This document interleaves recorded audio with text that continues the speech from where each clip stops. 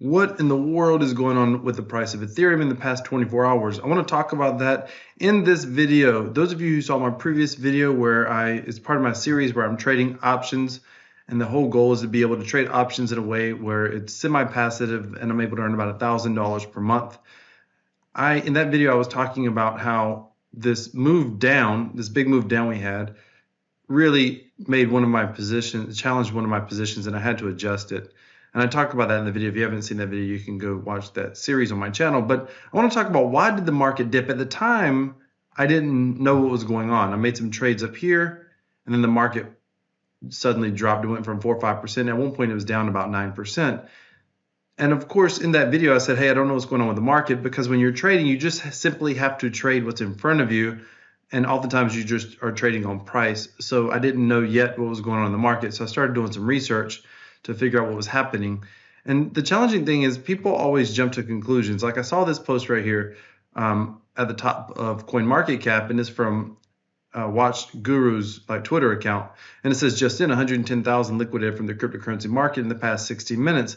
Now, in that post, I went and looked at the comments, and I think most of these commenters, even though a lot of what they say has merit, that's not why the price went down. BlackRock is manipulating through secret channels. Remember, they used the Bitcoin ETF to manipulate.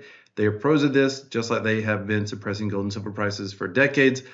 BlackRock owns the bank cartels, yada yada. They don't want crypto to compete with fiat. There may be some truth to this, but that's not why prices went down, specifically with Ethereum. Now, if you notice, Ethereum price in the top 10 cryptos, Ethereum went down the most. Solana went down the second most, probably because of the weight of Ethereum. I think essentially pulled Solana down because they kind of move together. This guy said F them. This guy said massive drops create fear, false evidence appearing real, people who don't let fear control their trades. When the rich sell, you guy, the poor sell, you buy, yada yada. I think he's trying to say do the exact opposite of the rich. Okay, great. I hate these Bitcoin traders. I hope they all get whipped out. Long and shorts, hope you all end up in the food line soon. It's buy time. The brave die once, but the fearless die every day. Believe in Bitcoin, trust the cycle, hodl, yada yada. Okay. I don't think any of this is telling us exactly what's going on. I believe it comes down to this news story right here, which was relatively fresh when the market took a dip. Vitalik Buterin breaks down 2023 Ethereum Foundation spending. So the gist of this article is people did not like what the Ethereum Foundation is spending their money on, essentially. And there's a Twitter, where's it at? There's a guy that said somewhere in here, this DeFi developer accused Vitalik and the Ethereum Foundation of being anti-DeFi. That's the crux of the issue. This developer claimed that the foundation spends only a small fraction of its yearly budget on fostering development in the decentralized finance space and wastes a vast amount of its annual budget on nonsense. And I think when they released this budget, I don't think Vitalik and them expected to see this sort of a backlash. But at the end of the day, if you look at Ethereum and you ask yourself, what makes Ethereum unique compared to other, even layer 2 type projects or other competitors to Ethereum? What at its core, what makes Ethereum different? And I think it's the idea that Ethereum was founded on decentralization, decentralized finance. Whereas something like Solana, all these VCs back Solana. Solana may do very, very well, but Solana is definitely a larger finance token. There's all these investment firms and big money pushing Solana at the end of the day. Where Ethereum was organic, it was first, it was the originator, it had a decentralized vision in the beginning. And even though compared to Bitcoin, that was sort of challenged early on. But if you look at DeFi today, all of the DeFi market is essentially built on the back of Ethereum.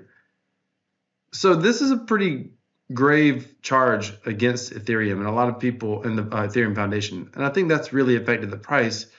And the timing of this announcement and the price movement was correlated pretty well. Vitalik did shoot back, by the way. He sort of defended himself a little bit here. Let's look at what he had to say here, because I think what he says has merit as well. This prompted Buterin to issue a response highlighting his usage of decentralized exchanges and his long-term focus on sustainable projects. The Ethereum Foundation, the Ethereum co-founder reiterated his commitment to the decentralized finance sector, but qualified his statement by saying that he has no interest in investing in projects with short-term or unsustainable outlooks, such as liquidity farming or temporary schemes that rely on issuing new tokens and then dumping them on the market.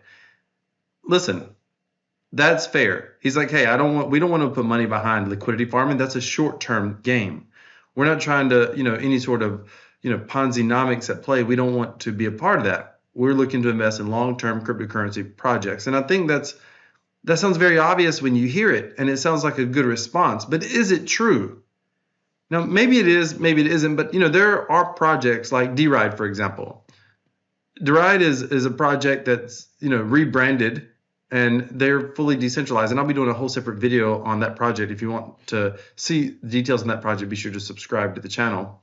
Smash that bell notification icon and be sure to click the all. Also, while you're at it, do me a favor and hit that like button for the algorithm. And if you like decentralized finance, definitely hit that like button. So here's the thing. Why are they not funding projects like DRide, which is derivatives on chain?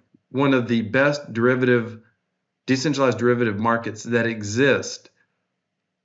And to my knowledge, they've gotten no funding from the Ethereum Foundation. And at its core, that is a decentralized financial project. So I'd like to know personally, what is it Vitalik sees that he's in the decentralized space that he wants to essentially help fund or finance or push forward?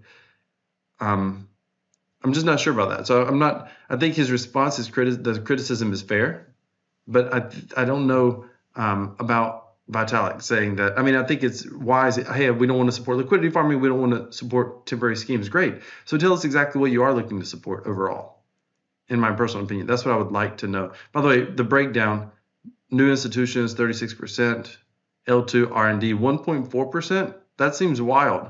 Why only 1.4% to L2 R&D? L1 R&D is 24%.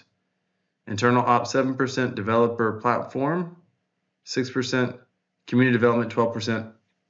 Applied ZK, 10.4%. Okay, great. Ethereum Foundation.